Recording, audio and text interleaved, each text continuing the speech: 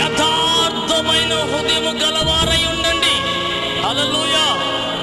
ఆయన మీ వైపు మళ్లించబడాలంటే, ఆయన చూపు నీ మీద పడాలంటే నువ్వు యథార్థమైన హృదయముతోనే ఉండాలా.